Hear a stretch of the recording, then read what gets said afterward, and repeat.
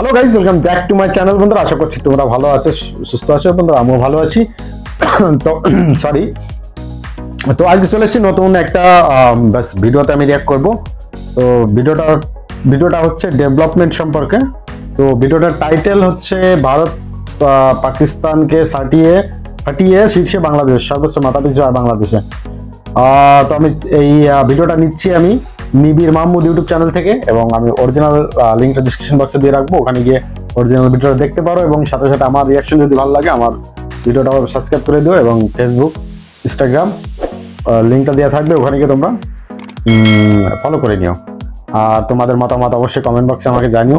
তোমরা সাজেস্ট করো আমাকে কোন ভিডিওতে আমার রিয়াক্ট করা উচিত, আমি সেই হিসাবে রিয়াক্ট করবো। তো চলো বন্ধুরা, বেশি কথা বলবো না, আগে ভিডিওটা দেখি, তারপরে বাদ বাকি আমার রিয়াকশন থাকবে। তো কোন কোন বিষয়ে ভারত বা পাকিস্তানের থেকে আগে চলে গেছে বাংলাদেশ, সেটা এই ভিডিওতে বিস্তারিত আমরা জানতে পারবো, দেখতে পারবো।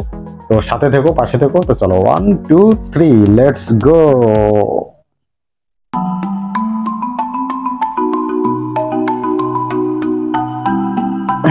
এটা হচ্ছে দিল্লি। সুপ্রিয় দর্শক, স্বাগত জানাচ্ছে। বাংলাদেশ এক নদী রক্ত আর লাখো মা বোনের সম্ভ্রমের বিনিময়ে স্বাধীন হয়েছিল। তলাবিহীন ঝুড়ি আজ পূর্ণতার পথে।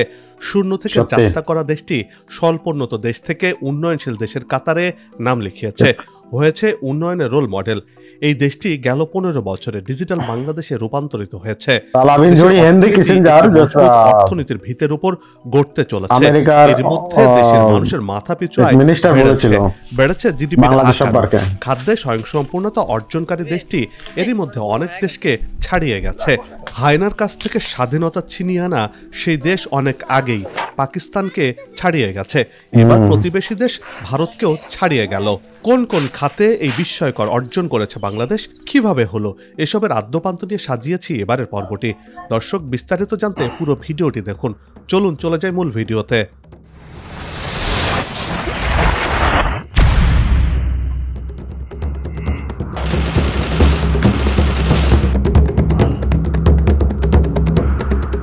পরাধীনতা শৃঙ্খল ভেঙে মুক্ত আকাশে উড়ে বেড়ানোর গল্পটা শুরু হয়েছিল দীর্ঘদিন আগেই। অবশেষে 1971 সালে বাংলার দামাল সন্তানেরা বুকে তাজা রক্ত ঢেলে সবুজ জমিন রাঙিয়েছিল, আর মা বোনদের সম্ভ্রম হারানোর মধ্য দিয়ে হায়নার কবল থেকে দেশমাতৃকাকে ছিনিয়ে এনেছিল বীর বাঙালি। বিশ্বের বুকে এক খণ্ড লাল সবুজ পতাকা সগৌরবে মাথা তুলে দাঁড়িয়ে আছে সেই থেকে।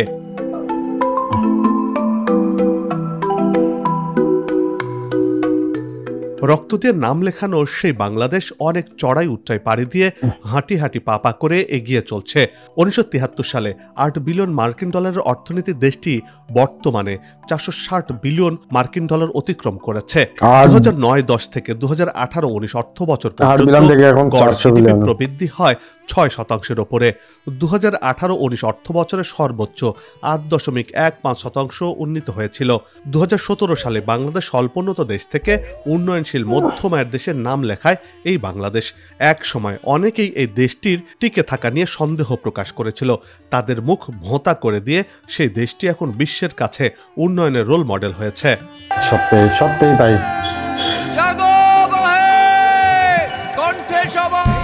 সমূলে বদলে যাচ্ছে গ্রাম, বদলে যাবার এ ছোঁয়া লেগেছে সর্বক্ষেত্রে। গ্রাম আবহে কিছুই আর আগের মতো নেই। দুর্দান্ত গতিতে গ্রাম ভূগোল রূপান্তরিত হচ্ছে। আবার এই বদলে যাওয়াকে কেউ বলছে হারিয়ে যাচ্ছে গ্রাম।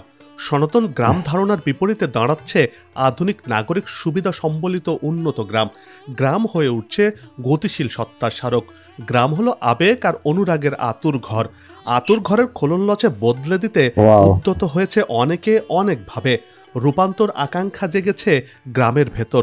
এ রূপান্তরের পথ ধরে গ্রাম শরীরে যুক্ত হয়েছে নতুন নতুন অনুষঙ্গ। সনাতন গ্রাম ধারণার বিপরীতে আধুনিক নাগরিক সুবিধা সম্বলিত উন্নত গ্রাম গতিশীল সত্তার স্মারক হয়ে উঠেছে।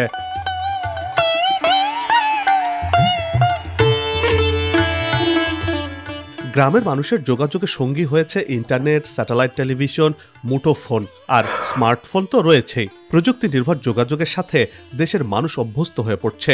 সেকেলে গ্রামীণ যোগাযোগ ব্যবস্থা বদলে আধুনিক যোগাযোগ ব্যবস্থা গড়ে ওঠার মাধ্যমে গ্রাম বাংলাও আজকে রূপান্তরের পথে হাঁটছে। মোটা দাগে বলতে গেলে গ্রাম থেকে শহর সবখানে যেন উন্নয়নের ছোঁয়া লেগেছে। সমগ্র বাংলাদেশেই উন্নয়নের জোয়ার বইছে।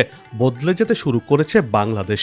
অন্ন চাই, প্রাণ চাই, আলো চাই, চাই মুক্ত বায়ু, চাই বল, চাই স্বাস্থ্য, আনন্দ, উজ্জ্বল পরমায়ু। বিশ্বকবি রবীন্দ্রনাথ ঠাকুরের সেই চাওয়াগুলো যেন আজকে বাস্তবে ধরা দিয়েছে।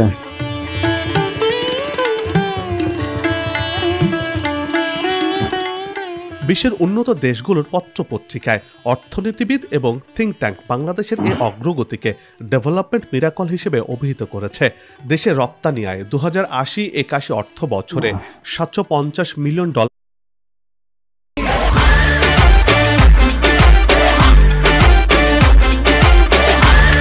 দেশের রপ্তানি আয় 2080-81 অর্থ বছরে $750 মিলিয়ন থেকে বেড়ে 2022-23 অর্থ বছরে $55.56 বিলিয়ন পৌঁছেছে। 2023 সালের এক হিসেব মতে বাংলাদেশের 1,49,00,000 অভিবাসী বিশ্বের বিভিন্ন দেশে বসবাসরত ও কর্মরত রয়েছেন। 2022-23 অর্থ বছরে প্রেরিত রেমিটেন্সের পরিমাণ ছিল $21.61 বিলিয়ন।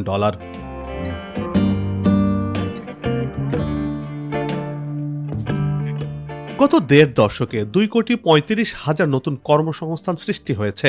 সেই হিসেবে চলতি বছর অর্থাৎ 2023 সালের শেষে কর্মসংস্থান 7,11,00,000-এ পৌঁছাবে বলে আশা করা হচ্ছে। মাথাপিছু আয় 2007-08 ছিল $686, সেখান থেকে 2022-23 অর্থ বছরে 4 গুণ বৃদ্ধি পেয়েছে। বাংলাদেশের গোটা দুনিয়ার গড় আয় বৃদ্ধির 14% অর্জন করেছে বাংলাদেশ। দারিদ্র্যের হার 2005 সালে 40% তুলনায় 2022 সালে 50%-এরও বেশি কমে দাঁড়িয়েছে 18.7%। অতি দারিদ্র্যের হার 25.1% থেকে 10.6% নেমে এসেছে। অতি দারিদ্রতা কমেছে 3/4। অবশ্য আগামীতে এই অতি দারিদ্র্যের হার শূন্যের কোঠায় নিয়ে আসার লক্ষ্য রয়েছে বর্তমান সরকারের।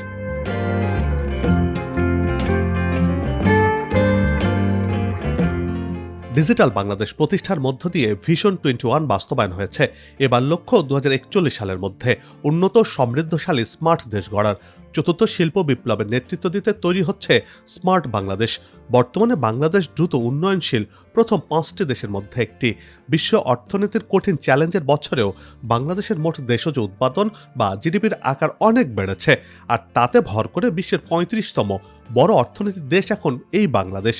আন্তর্জাতিক মুদ্রা তহবিল বা IMF এর পরিসংখ্যানের ভিত্তিতে তৈরি করা হয়েছে এই তালিকা।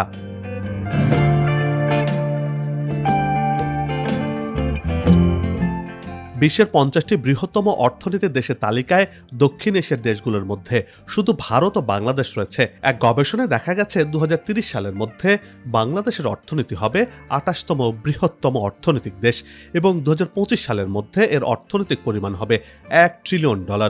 বিশেষজ্ঞরা বলছেন বড় ধরনের কোনো দৈব দুর্বিপাক দেখা না দিলে কয়েক বছরের মধ্যে প্রবৃদ্ধি 2 অঙ্কের ঘর বা ডাবল ডিজিট ছাড়াবে। 2031 সালের মধ্যে উচ্চ মধ্যম আয়ের দেশে পরিণত হবে বাংলাদেশ।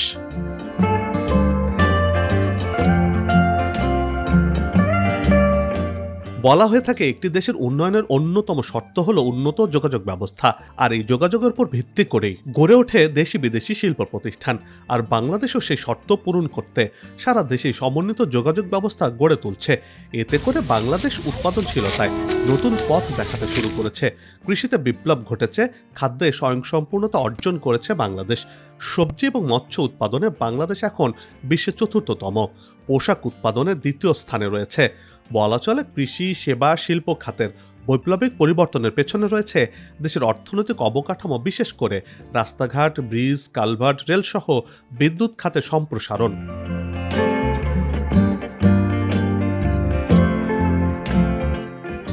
এই এগিয়ে চলার দৃশ্য বোঝার ইন্ডিকেটর হলো ওই দেশের মাথাপিছু আয় এবং জিডিপির অনুপাত। তবে এর সাথে অনেক প্রাসঙ্গিক বিষয় রয়েছে।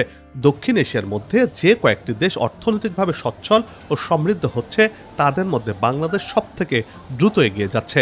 বাংলাদেশ এখন মাথাপিছু আয়ের দিক থেকে কয়েক বছর ধরে ভারত ও পাকিস্তান থেকে এগিয়ে রয়েছে। দক্ষিণ এশিয়ার মধ্যে অর্থনৈতিক বড় শক্তি হলো ভারত ও পাকিস্তান। তাদের পেছনে ফেলে বর্তমানে বাংলাদেশের মাথাপিছু আয় অনেক বেশি হয়েছে। আন্তর্জাতিক মুদ্রা তহবিল বা IMF-এর তথ্য বলছে বাংলাদেশ টানা 4 বছর ধরে ভারতের মাথাপিছু আয়কে পেছনে ফেলেছে, আর পাকিস্তানকে আরও 8 বছর আগেই পেছনে ফেলেছে এই বাংলাদেশ।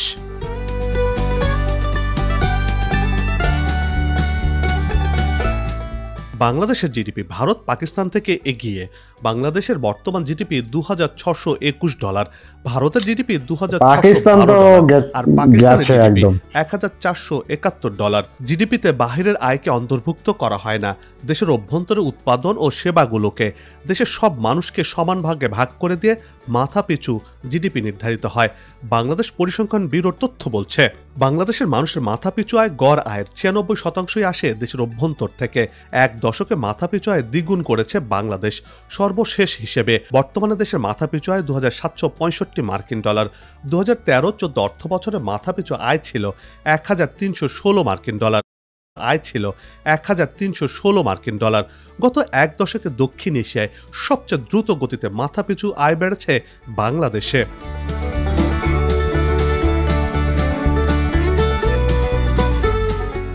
2020 সালে প্রথমবারের মতো মাথাপিছু জিডিপিতে ভারতকে ছাড়িয়ে যায় বাংলাদেশ। ওই বছর বাংলাদেশের মাথাপিছু জিডিপি ছিল $1,088 আর ভারতের ছিল $1,877। 2 দশক ধরে বাংলাদেশ ও ভারতের অর্থনীতি অনেক বেশি দ্রুত হারে এগিয়েছে। দুই দেশের একসঙ্গে এগিয়ে যাওয়ায় ছেদ পড়তে শুরু করে 2017 সাল থেকে। ভারত অর্থনীতির এগিয়ে যাওয়ার গতি ধরে রাখতে পারেনি, অন্যদিকে বাংলাদেশের অর্থনীতির গতি বাড়তেই থাকে। 2018-19 অর্থ বছরে জিডিপি প্রবৃদ্ধি প্রায় 8% হয়ে যায় বাংলাদেশের। আবার গত 15 বছরে ভারতের জনসংখ্যা বেড়েছে 21% আর বাংলাদেশের বেড়েছে 18%। এসবের প্রভাব পড়েছে মাথাপিছু আয়ে। 2007 সালেও বাংলাদেশের মাথাপিছু জিডিপি ছিল ভারতের অর্ধেক, আর 2004 সালে ভারতের মাথাপিছু জিডিপি ছিল বাংলাদেশের তুলনায় 70% বেশি।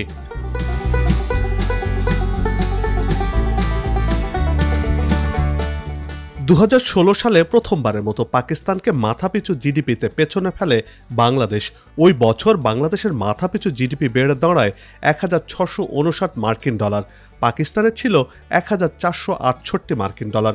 এরপর আর কোনো বছরই পাকিস্তান বাংলাদেশকে ছাড়াতে পারেনি। মাথাপিছু জিডিপি ওঠানামার মধ্য দিয়ে ছিল দেশটি।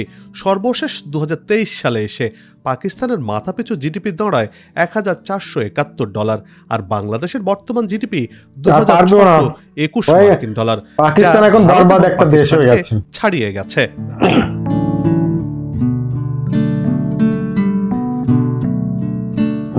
নারীর ক্ষমতায়নে বাংলাদেশ বিশ্বের জন্য আদর্শ। ভারত পাকিস্তান এত শক্তিশালী দেশ হয়েও নারীর কর্মশালা করতে পারছে না, বাংলাদেশ তা অনায়াসে করছে। কর্মশক্তিতে বাংলাদেশে প্রতি 3 জনে 1 নারী। প্রায় 2.5 কোটি নারী নানান পেশায় বাংলাদেশে কাজ করছেন। লাল সবুজের এই দেশে কর্মশক্তির শতকরা 35% নারী, যেখানে ভারতের নারী কর্মশক্তির শতকরা 23% এবং পাকিস্তানের শতকরা 20%।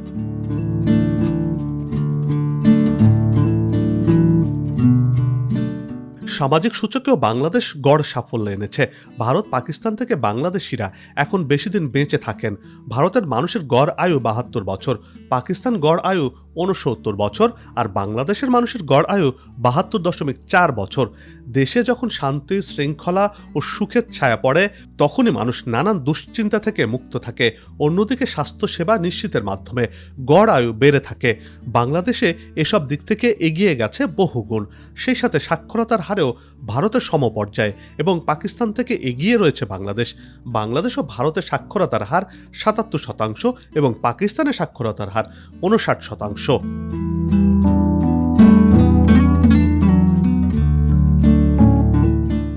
1971 সালে জান দিয়ে মান রক্ষা করেছে রক্ত দিয়ে জাতিকে, দেশকে এবং নিজের স্বাধীনতাকে। পাকিস্তান যে জাতিকে নিশ্চিহ্ন করতে চেয়েছিল, আজ সেই জাতি তাদের থেকে সমৃদ্ধির দিকে অনেক অনেক দূরে গিয়ে গেছে। শূন্য থেকে শুরু করা দেশের অর্থনীতি এখন দক্ষিণ এশিয়ার শীর্ষ। জিডিপি মাথাপিছু আয়, নারীর ক্ষমতায়ন, মাতৃমৃত্যু রোধের মতো বিষয়গুলোকে ভারত পাকিস্তানকে টপকিয়ে গেছে বাংলাদেশ। দেশের এত অর্জন, এত গৌরব বাংলাদেশকে বিশ্ব দরবারে এক অনন্য জায়গা করে দিচ্ছে আর চলমান উন্নয়ন প্রকল্পগুলো বাস্তবায়নের মাধ্যমে উন্নয়নের গাঁথামালা বাংলাদেশকে বিশ্বের বুকে উন্নত অর্থনীতির দেশ এবং সমৃদ্ধ বাঙালি জাতি হিসেবে পরিচিত করবে। সেই সাথে এক সাগর রক্তের বিনিময়ে অর্জিত স্বাধীনতার মূল উদ্দেশ্য এবং বঙ্গবন্ধুর স্বপ্ন ক্ষুধা দারিদ্র্য বৈষম্যহীন সোনার বাংলা বাস্তবায়ন হবে, আর সেটাই হবে অকুতভয় বীর বাঙালির প্রকৃত বিজয় উৎসব।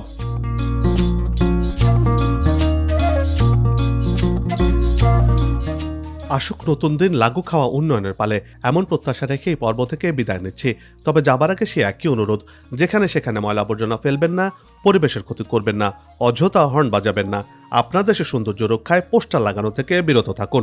চ্যানেলটিতে যদি নতুন হয়ে থাকেন আর ভিডিওটি ভালো লাগে তাহলে চ্যানেলটি সাবস্ক্রাইব করে ভালোবাসায় আবদ্ধ করবেন। ভালো লাগা না লাগার বিষয়টি কমেন্টে লিখে জানাবেন। কি ধরনের ভিডিও দেখতে চান তাও জানানোর অনুরোধ রইল। আগামীতে আবারও দেখা হবে নতুন কোনো জায়গা, তথ্য, ইতিহাস আর উন্নয়ন চিত্র নিয়ে। নিজে ভালো থাকুন, দেশকে ভালো রাখুন, আমাদের সাথেই থাকুন, দেখতে থাকুন দেশের এগিয়ে যাওয়ার চিত্র। ধন্যবাদ।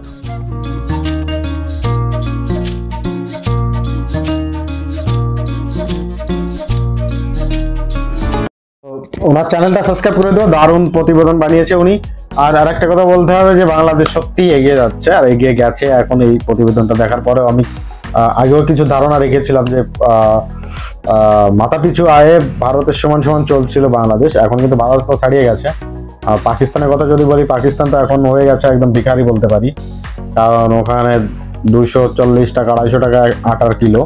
তো তোমরা বুঝতেই পারছো ও দেশের অর্থনৈতিক অবস্থা কিরকম। একটা দেশের অর্থনৈতিক অবস্থা দাঁড়িয়ে থাকে সেই দেশের রাজনীতির স্থিরতা, ঠিক আছে, আর ও দেশে যে নারীর কর্মসংস্থান কেমন। তো আমার মনে হয় যে বাংলাদেশ, ইন্ডিয়া এবং পাকিস্তানের থেকে তো অনেক অনেক গুণ এগিয়ে বাংলাদেশের মানে নারীর কর্মসংস্থান যেভাবে ওনারা কাজ করে, ঠিক আছে, ফ্যাক্টরিতে কোম্পানিতে যেভাবে কাজ করে, ওনারা যে ফ্যামিলি থেকে অ্যালাউ করে, যে এই জিনিসগুলো কিন্তু বাংলাদেশের অর্থনৈতিক যে মেরুদণ্ডটা কিন্তু স্ট্রং করে রাখছে, ঠিক আছে, মানে ধীরে ধীরে ধীরে কিন্তু দাঁড়াচ্ছে। আর তারপরে যে বৈদেশিক রেমিটেন্স, যে বাইরের দেশের থেকে যে পরিমাণে রেমিটেন্স পাঠাচ্ছে, ঠিক আছে, বাংলাদেশের থেকে প্রচুর লোক কিন্তু বাইরে কাজ করতে যায়। তো সব মিলিয়ে কিন্তু আর বাংলাদেশ সরকারের যে নীতি নির্ধারণ যে একটা বিষয় আছে, ঠিক আছে, সব দিক দিয়ে কিন্তু শেখ হাসিনা ম্যাম কিন্তু বাংলাদেশটাকে এখান থেকে এখানেই নিয়ে চলে গেছে।